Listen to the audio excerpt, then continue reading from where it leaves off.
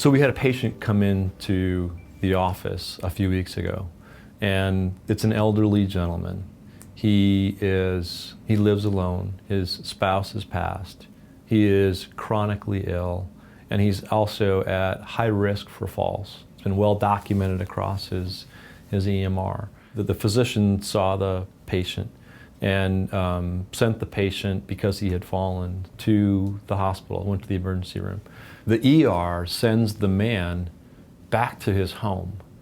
And thankfully, because we have all this data and analytics that are working in the background, we learned of this man, who we know is chronically ill, at a high risk of falls, was just sent home, and there was not any follow-up planned.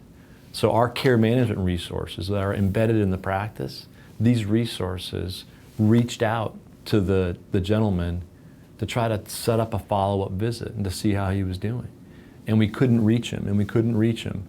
And whereas a lot of other organizations might just say, we tried, we couldn't get a hold of him, our resources knew they hadn't solved his problem yet. They were worried about him falling at home, so they called the local police department. And then once the local police department went to the man's home, they found that he was laying face down in his back patio. And if it weren't for that intervention, this man would be dead today. So this story happens every single day in our healthcare system.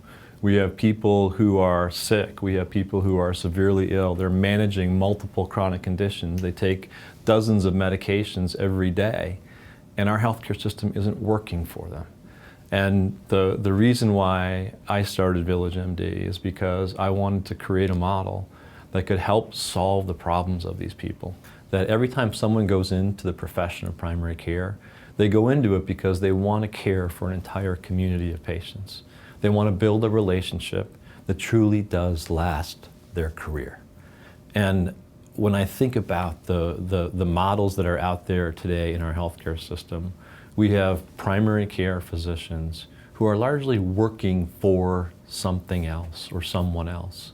And we don't have organizations who are waking up every single day working for the physicians. I want to build an organization who truly wakes up and says, how do we help every single day these people who commit their careers to helping a community of patients?